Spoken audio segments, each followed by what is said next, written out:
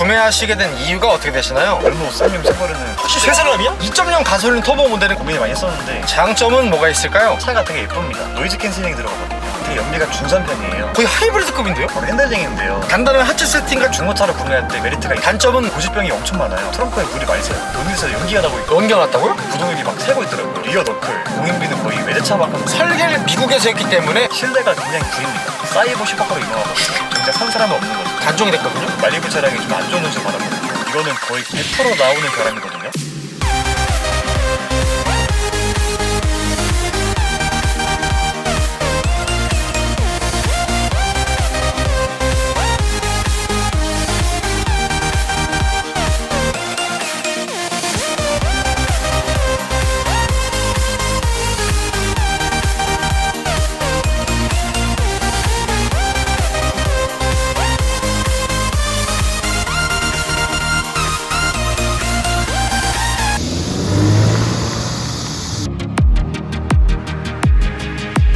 형님들 안녕하세요, 한기사입니다. 토스카의 후속 중형 세단으로서 쉐보레가 대한민국에서 판매를 했었던 중형 세단인 바로 9세대 올뉴 말리부입니다. 1980년식 3세대 말리부가 전세계 최초로 운석에 맞았었던 특이한 이력이 있을 만큼 역사가 오래된 쉐보레 말리부 구매를 고민하시는 분들이 굉장히 많으실 텐데요. 그래서 올뉴 말리부 차주분들 만나러 충청북도 청주시에 도착했습니다. 가볍게 자기소개 한번 부탁드릴게요. 네, 안녕하세요. 충북 청주에서 거주하고 있는 25살 올뉴 말리부 1.5 터보 차주입니다. 이 차량의 소개 좀 부탁드릴게요. 이 차량은 17년식 올뉴 말리부 1.5 터보 차량이고요. 트림은 LTZ 제 상위 트림이고 옵션은 내비게이지만 추가되어 있고 나머지는 빠져 있는데 19인치 휠이랑 시티 드라이빙 팩 그리고 썬루프가 빠져 있습니다. 이 차량 신차로 구매하신 건가요? 저는 중고차로 구매했습니다. 구매는 언제 하신 건가요? 2년 전 21년도 7월달쯤에 중고차로 또 오게 되었습니다. 구매 가격은 어떻게 되나요? 차량 가격만 했을 때는 약 1,500 정도 하는데 취소노세 다 포함하니까 한 1,700 정도 나왔습니다. 현재 총 주행거리는 어떻게 되나요? 지금 주행거리는 약 12만 5,300km 정도 주행했고요. 구매 당시에는 7만 8천이었습니다. 그 전에 타시던 차는 어떤 차 타셨나요? 이전에는 01년식 SM520 차량을 운행했었고요. 그 당시 차량 가액이 약 150만 원 정도로 제 방에 있는 제 컴퓨터보다 저렴한 차였습니다.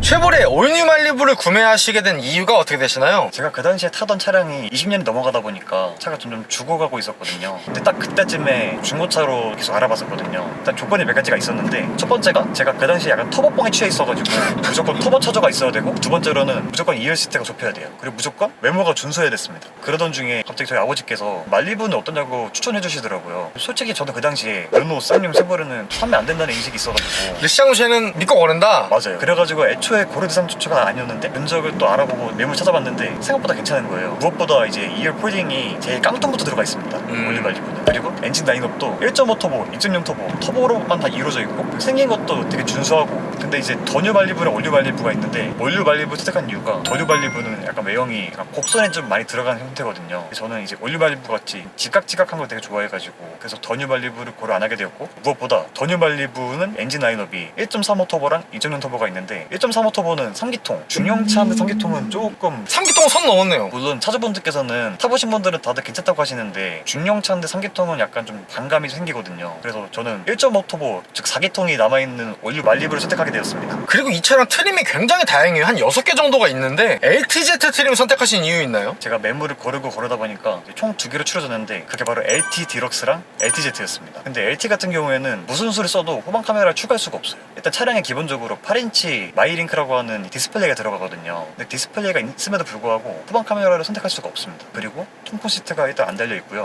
그리고 리어 콤비네이션 램프가 하드겐으로 돼 있습니다. 근데 LTZ 같은 경우에는 후방 카메라가 기본으로 딸려 나오거든요. 그리고 뒤에 테일 램프도 이제 LED로 들어가 있고 무엇보다 통풍 시트가 있습니다. 그리고 LT랑 LTZ가 가격 차이가 50만 원밖에 안 나요. LTZ를 선택을 안 할 이유가 없게 되죠. 쉐보레 올뉴 말리부와 동시에 구매를 고민했던 차량이 어떤 게 있을까요? 제가 처음에 고민했던 차량은 아반떼 AD 스포츠, LF 소나타 1.6 터보, 크루즈 1.4 터보 세 가지를 되게 고민 많이 했었습니다. 그 중에서 아반떼 스포츠 같은 경우에는 제가 거의 구매 직전까지 갔었는데 그 다음 차량이 이제 삼각대잖아요. 그러다 보니까 중고차 감가가 거의 안 됐거든요. 삼각대 출시 이후에 오히려 반사 이익을 얻어가지고 맞아요. 네. 1,700 최저세 다 포함하면 거의 2,000 가까이 하죠. 아버지께서 아반떼를 신차도 아니고 중고차를 거의 2천만 원 가까이에 사는 건 좀 안 맞지 않냐라고 말씀하셨는데 그러다 보니까 아반떼 N이 드는 소리가 있잖아요. 아반떼 아니냐 그래봤자 결국은 아반떼라는 거 아냐? 그런 소리를 듣고 싶지가 않았기 때문에. 그리고 소나타 1.6 터보 같은 경우에는 차 자체는 되게 좋다고 들었거든요. 근데 약간 문제가 하나 있었어요. 그 당시에 소나타 1.6 터보랑 소나타 디젤에 달린 엔진의 미션이 7단 DCT, 건식 DCT 미션인데 초창기 DCT다 보니까 특히 이제 동호회 카페를 보면은 소나타 1.6 터보가 한 10만 킬로 전후에서 많이 뻗었다고 하거든요. 저는 이제 전에 차에서 너무 시달려가지고 잠재적 결함이 있는 차를 사고 싶지가 않았습니다. 그리고 크루즈 같은 경우에는 1.4 터보 가장 마지막에 나온 크루즈죠. 그게 잠깐 판매하고 단종이 됐거든요. 그러다 보니까 차량 대수도 많이 없고 유지 보수가 좀 힘들 것 같아가지고 그래서 그거는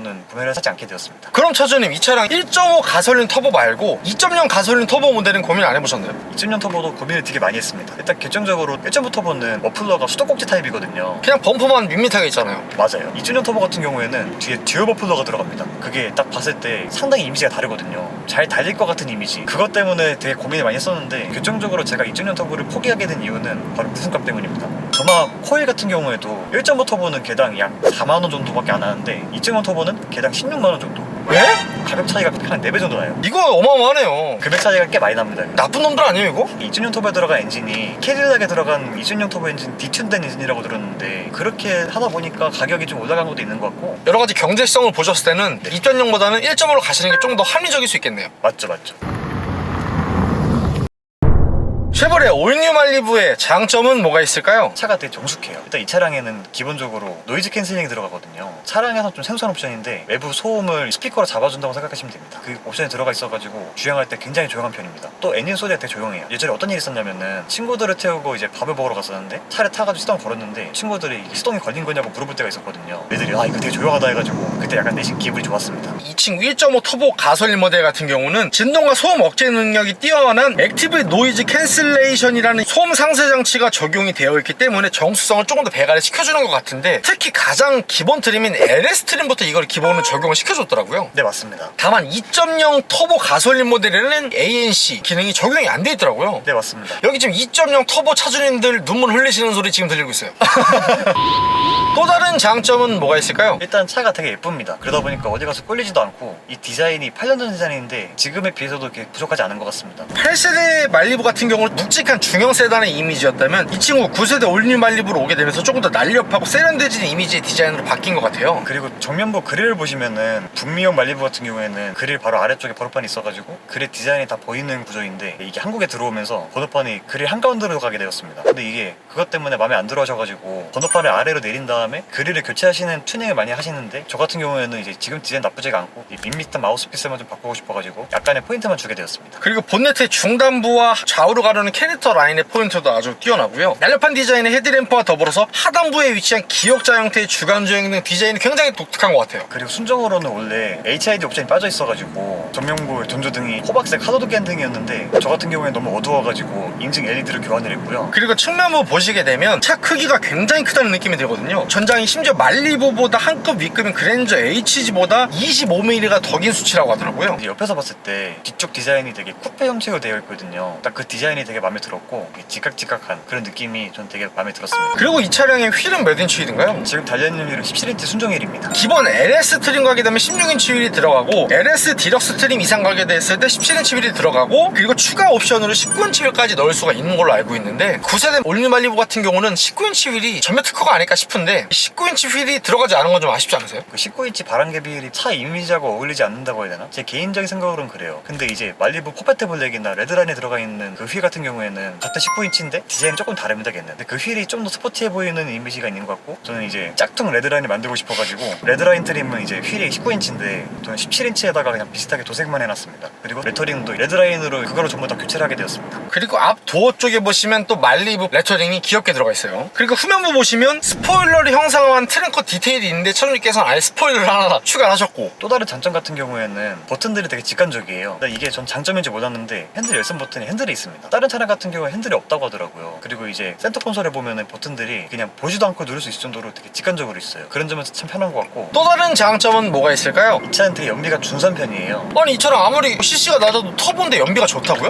연비가 저속에서는 시내 연비가 한 7, 8 정도밖에 안 나오는데 고속도로에서는 이제 전속 주행을 적절하게 하다 보면은 최대 22까지도 나오는 것 같습니다. 22까지 나온다고요? 네, 맞아요. 거의 하이브리드급인데요? 제가 그때 고속도로에서 한 90km의 크루즈를 걸어놓고 쭉 가니까 아마 연비가 그때 23이었나? 차 차주님 평소에 운전 스타일은 좀 어떠신 편이세요? 평소엔 되게 천천히 하는 편이에요. 8배 운전까지는 아닌데. 약간 삼천 운전 정도? 아, 네, 맞습니다. 고속도로에서는 과속은 웬만하면 잘 안 하고요. 그리고 일반유, 고급유 중에 어떤 거 넣으세요? 무조건 일반유만 넣습니다. 2.0 터보 같은 경우는 고급유 세팅이고 1.5 터보 같은 경우는 일반유 세팅이라고 하더라고요. 그러면 일반 공도랑 고속도로 항속 주행 합쳤을 때 평균 연비는 몇 정도 나오나요? 저 같은 경우에는 고속도로를 잘 안 다니고 시내 운전만 많이 하는 스타일인데 비율이 시내가 8이고 고속이 2 정도 합니다. 그러다 보니까 한 달 정도 운행했을 때 평균 연비가 이제 한 12? 그 정도 나오거든요. 그리고 저 같은 경우에는 주행거리가 약 50km 미만으로 남으면은 그때 만땅을 넣는 편이고요. 지금 기름값이 한 평균적으로 1,600원 정도 하는데 그거 기준으로 했을 때 한 6만 원 정도 들어가는 것 같습니다. 그럼 그렇게 만땅 가득 넣었을 때 총 주행 가는 거리는 트립상 얼마 정도 나오나요? 그렇게 만땅을 채웠을 때 이제 트립으로 주행 가는 거리는 시내 운전 많이 했을 때는 400km 정도가 나오고요. 고속을 많이 뛰게 되면 한 600km까지도 나오는 것 같습니다. 또 다른 장점으로는 바로 핸들링인데요. 이거는 광고에서도 아까 홍보했던 내용인데 되게 공격적인 멘트를 홍보를 했거든요. 흔들흔들 잔망 떠는 다른 세단들은 꿈도 못 꿀 압도적인 차이라고 하면서 홍보를 하거든요. 그만큼 되게 자신이 있다는 것 같습니다. 이 차에는 보쉬제 REPS라고 해가지고 전자식 NTPS가 들어가는데 그 핸들링을 할 때 되게 쫀쫀하게 놓으면 잡아주는 맛이 있거든요. 확실히 다른 차량에 비해서는 그게 좀 더 우월한 것 같습니다. 그래서 쉐보레가 그동안 잘 쌓아왔던 단단한 하체 세팅과 튼실한 셰시를 바탕으로 해서 고속주행 시에도 이 안정성이 굉장히 뛰어나다는 평가가 많더라고요. 그리고 이 차량에서 되게 만족하는 옵션들이 몇 개 있거든요. 일단 첫 번째로 후진 기어를 넣으면은 사이드 기어가 아래로 기울어지는 옵션, 이게 요즘 차는 다 있다고 하는데 저는 타던 차가 20년이 넘은 차다 보니까 이 기능이 전 되게 신기능이었어요. 또 다른 기능으로는 통화를 하고 있을 때 에어컨을 틀고 있는데 통화를 하게 되면은 자동으로 에어컨 풍량이 약간 줄어드는 기능이 있습니다. 이게 소음 때문에 통화에 방해되지 말라고 되는 기능인 것 같거든요. 이런 부분에서도 전 되게 감동을 받았고요. 그럼 이 차량 정숙성과 더불어서 승차감도 만족하시나요? 네, 되게 만족한 편입니다. 8세대 발리브 같은 경우에는 승차감이 되게 하드한 편이 되게 많았거든요. 9세대로 넣으면서 많이 부드러워진 것 같아요, 세팅이. 옛날 SM520 같은 경우에는 물침대였거든요. 그 당시 6기통이면 거의 뭐 떠댕겨요. 이제 서 있다가 옆에 버스가 지나가면은 차가 막 추렁추렁거릴 정도로 되게 힘들었거든요. 이 차량 같은 경우에는 많이 부드러워졌다고 해도 제 기준으로는 그거보다는 약간 하드한 편이거든요. 근데 지금 세팅이 딱 적당한 것 같습니다. 그럼 전체적인 실내 공간은 만족하시나요? 네, 엄청 만족하는 편입니다. 앞서 말씀드렸듯이 이 차가 되게 길이가 그 당시에 나왔던 그랜저 HG보다 길잖아요. 그러다 보니까 2열 레그룸이 되게 넓은 편이거든요. 뒤에 누굴 태워도 되게 만족하시는 편이긴 해요. 트렁크도 되게 광활해가지고 진도 많이 들어가고 전반적으로 공간 때문에 불편한 느낀 적 한 번도 없는 것 같습니다. 또 다른 장점으로는 이 차량은 엔진에 결함이 따로 없습니다. 이 차에 들어간 엔진이 1.5 터보 LFV 엔진이거든요. 세타 엔진 같은 경우에는 한때 결함 때문에 되게 말이 많았던 엔진이잖아요. 이 차량 같은 경우에는 출고 극초반에 나왔던 일부 차량에서 엔진이 불이 붙는다는 결함이 있긴 했는데 그 뒤로는 이제 쭉 얘기가 없는 거 보니까 아마 일시적으로 발생했던 결함인 것 같아요. 그 뒤로 거의 8년이 지났는데 지금까지도 그 어떠한 결함도 따로 보고가 되지 않고 있습니다. 그리고 마지막 장점으로는 바로 가성비에 있습니다. 이 차가 감가를 많이 받다 보니까 중고차로 구매할 때 굉장히 메리트가 있는 차량이에요. 그리고 이 차는 CC가 작다 보니까 세금이 되게 저렴하다는 점이 있습니다. 세금 같은 경우에는 CC가 아반떼보다 작은데 2000cc 중형차는 세금이 1년에 52만 원인데 이 차량 같은 경우는 약 27만 원 정도라고 하더라고요. 터보 엔진의 적당한 출력과 중형 세단의 차체 크기와 더불어서 저렴한 자동차세까지 포함하는 이 차는 지금 중고로 구매하셨을 때 가격가도 적당히 맞아있기 때문에 아주 가성비로는 개꿀인 것 같아요. 쉐보레 올뉴 말리부의 단점은 뭐가 있을까요? 일단 기본적으로 이 차량에는 고지병이 엄청 많아요. 일단 구동계 쪽에는 결함이 없는 편인데 그 외에 사소한 것들에 좀 문제가 많은데 일단 첫 번째로 트렁크에 누수가 됩니다. 예? 트렁크에 물이 많이 새요. 트렁크에 물이 샌다고요? 이 이유는 여러 가지가 있거든요. 트렁크에 이제 웨더 스트랩이라고 고무 패킹이 있는데 거기 틈으로 물이 들어오는 경우가 있습니다. 생존력 강한 이끼도 아니고 그 네. 틈새로 들어온다고요? 네, 맞아요. 저 같은 경우에는 세차하다가 트렁크 열어가지고 스페어 타이어 쪽 정리하다가 발견하게 됐는데 그쪽이 완전 물바다가 됐더라고요. 제가 봐가지고 물을 다 빼고 했는데 근데 이게 물어보니까 센터에서도 이거 잘 못 잡는다고 하더라고요. 답이 없는 결함인 것 같은데 이번 여름에 장마 때 비 많이 왔잖아요. 네. 그때도 물 샜나요? 네, 맞습니다. 물이 샜습니다. 또 다른 원인으로는 이 차의 보조제동 등, 브레이크 등이 잘 깨지는 결함이 있어요. 약간 커버된 부분에 뒷선에 부품을 끼다 보니까 거기에 지금 응력이 많이 가해져가지고 크랙이 가거든요. 근데 그 크랙이 된 그 틈으로 이제 또 물이 새는 경우가 있어요. 아마 저도 그런 케이스였던 것 같아요. 또 다른 결함으로는 부동액 통, 서지 탱크라고 하죠. 이 차는 터보 차저가 부동액으로 냉각이 되는데 터보 차저를 냉각시킨 부동액이 탱크로 돌아오는 그 피팅이 있거든요. 피팅이 플라스틱으로 되어 있는데 그게 잘 깨집니다. 깨지게 되면은 거기를 부동액이 막 새거든요. 제가 고속주행을 하고 돌아왔는데 본넷에서 연기가 나고 있길래 열어보니까 연기가 났다고요? 네, 부동액이 막 새고 있더라고요. 샌 다음에 엔지니어 때문에 증발이 돼가지고 그래서 연기가 나고 있었습니다. 센터에 맡기게 되면은 한 8만 원 정도 받는다고 해가지고 부품을 따로 사게 되면은 2만 5천 원에 살 수 있거든요. 그래서 제가 사가지고 제가 직접 교환했습니다. 또 다른 고집병이 이거는 거의 100% 나오는 결함이거든요. 리어 너클, 이제 후륜이랑 멀티링크 서스펜션 잡아주는 부속을 너클이라고 하는데 그 너클에 있는 부싱이 있거든요. 그게 움직일 때마다 뚝뚝뚝 소리가 나요. 이게 이제 어느 때 티가 나냐면은 차를 정지하고 출발할 때 뒤쪽에서 뭔가 뚝뚝뚝 끊어지는 소리가 계속 발생을 하게 됩니다. 그런 경우에는 개선품을 교환을 하게 되면은 소리가 안 난다고 해요. 이런 경우에는 이게 약간 고집병인데 회사 쪽에서 좀 리콜을 하거나 아니면 무상 수리를 해줘야 되는데 그런 게 전혀 없는 상태입니다. 근데 이게 신차 출고된 지 한 달도 안 된 차에서도 난다고 하더라고요. 올뉴 말리부에서는 거의 찾아볼 수 있는 고집병이라 볼 수 있겠네요. 네, 맞아요. 만약 그게 소리 안 나는 차가 있다면 그건 교환된 차입니다. 또 결함에는 고집병은 없는 거죠? 고집병이 더 있습니다. 뭔가요? 일단은 주행 중에 가끔씩 가운데 이제 디스플레이가 안 들어올 때가 있거든요. 계기판 디스플레이가 예. 갑자기 먹통이 돼요? 갑자기 그냥 블랙아웃 돼가지고 아예 안 들어올 때가 있어요. 이게 한 달에 한 번까지 발생하는데 웃긴 게 한 2시간 있다 시동 걸면은 또 켜질 때가 있어요. 그리고 가끔씩 또 후방 카메라가 안 들어올 때가 있거든요.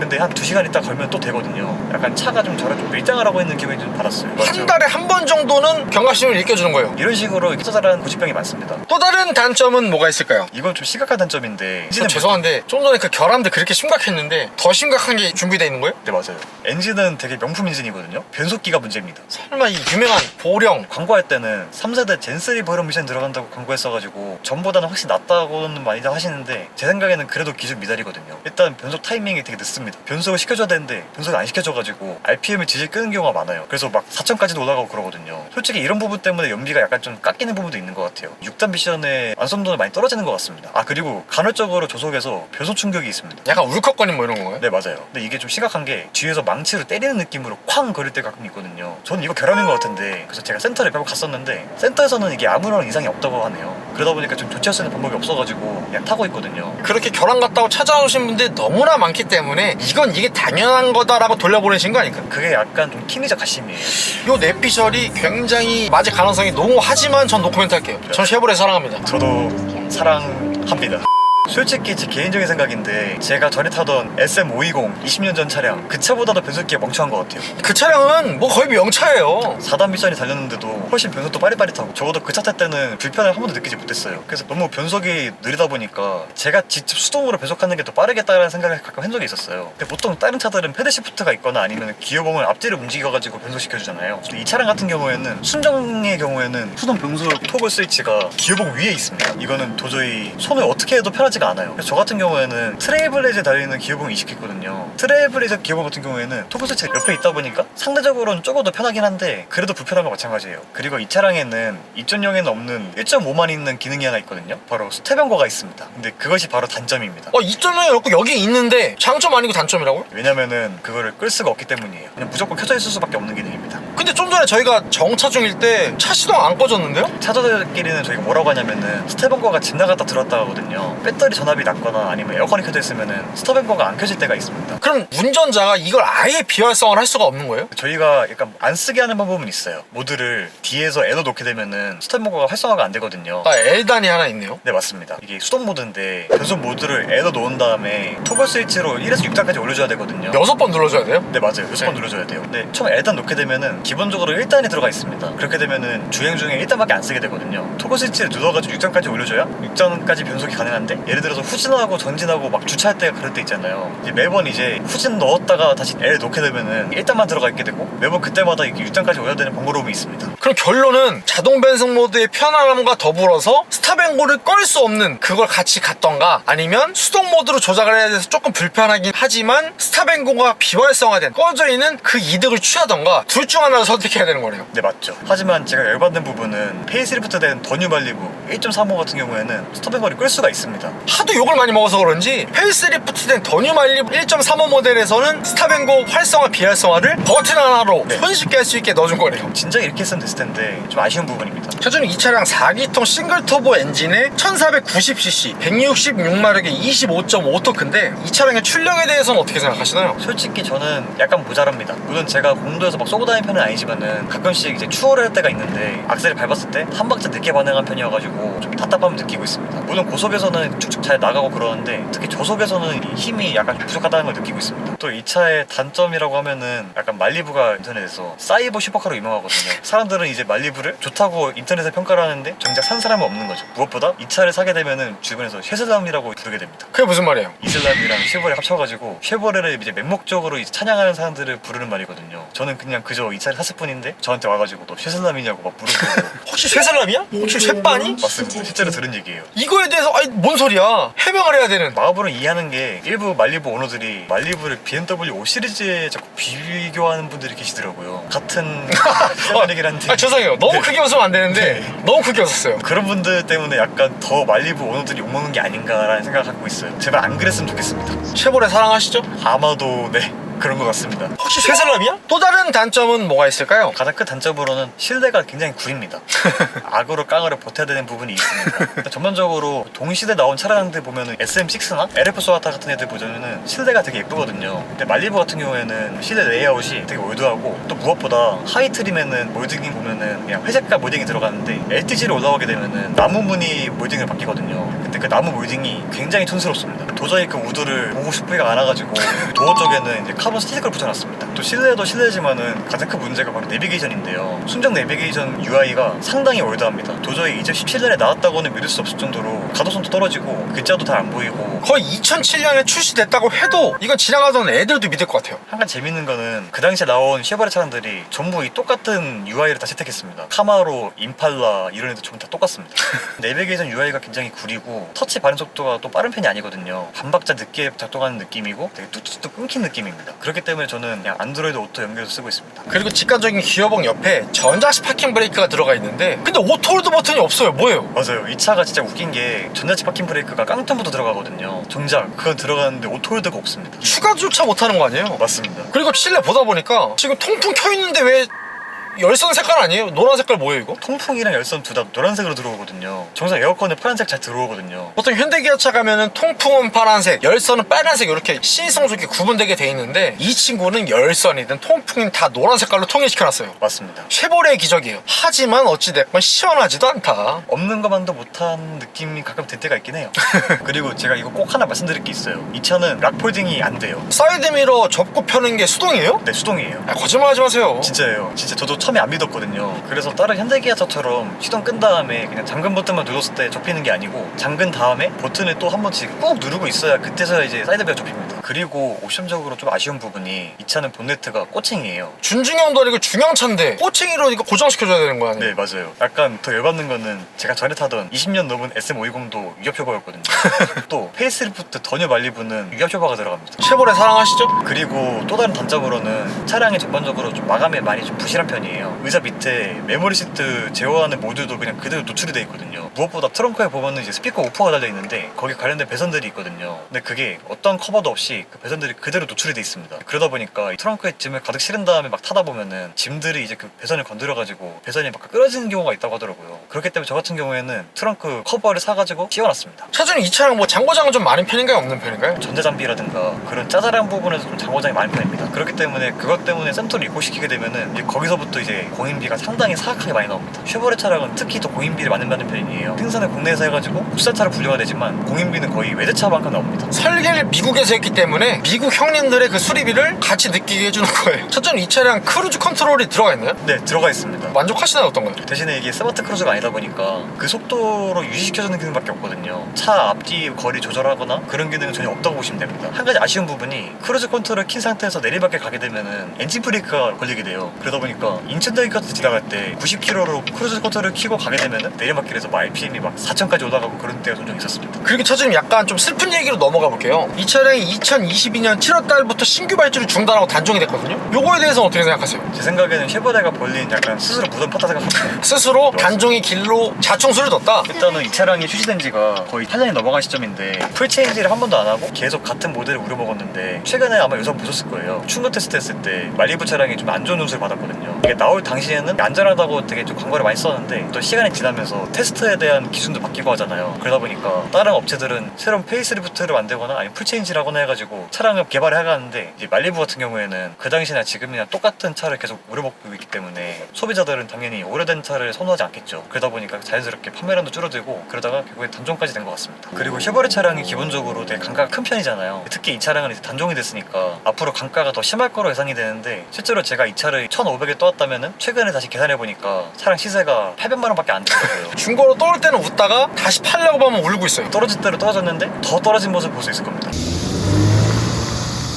쉐보레 올뉴 말리부의 한 달 유지비는 어떻게 되나요? 일단 기름값 같은 경우에는 제가 주행거리가 50km 남았을 때 그때 만당 주유한 편이거든요. 그렇게 되면은 현재 기름값이 약 1,600원이 평균이라고 할 때 6만원 정도 기름이 들어가게 됩니다. 만당 넣게 되면은. 그리고 6만원 정도 넣어가지고 그렇게 만당을 넣었을 때 시내 주행 많이 하게 되면은 한 400km 정도 주행 가는 거리가 나오고요. 그리고 고속 주행 많이 하게 되면은 한 600km까지 나오는 것 같습니다. 그리고 평균 연비는 약 12km 정도 나옵니다. 그리고 보험비는 1년에 약 110만 원 정도 나오고요. 그리고 자동차세 같은 경우에는 신차 기준으로 1년에 27만 원 정도 나오거든요. 근데 이제 연식이 좀 지났으니까 지금은 21만 원 정도 나오고 있습니다. 엔진오일 같은 경우에는 센터를 가지 않고 제가 직접 하거든요. 제가 가는 셀프 정비소 같은 경우에는 시간당 10,000원 정도 이용료가 있습니다. 제가 직접 오일이랑 필터 사가지고 가는데 둘이 다 해가지고 한 5만 원 정도 나오거든요. 그리고 타이어 같은 경우에는 TA51 타이어를 교체했고 비용은 몇 작 다 해가지고 약 60만 원이 나왔습니다. 그렇게 해가지고 뭐 유류비랑 보험비 다 포함해가지고 한 달 들어가는 비용은 약 40만 원 정도 되는 것 같아요. 올뉴 말리부를 구매하신 걸 후회하시진 않나요? 몇 번 정이 떨어질 뻔한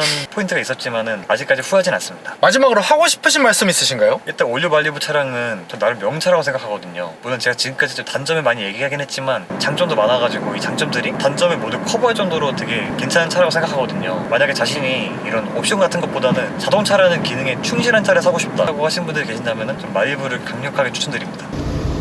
구독과 좋아요 살포시 부탁드리고요. 그리고 제가 차주 인터뷰 촬영을 위해 전국 방방곡곡 가고 있으니 아래에 있는 메일 주소로 출연 신청 부탁드리고요. 형님들 오늘도 좋은 하루 되세요.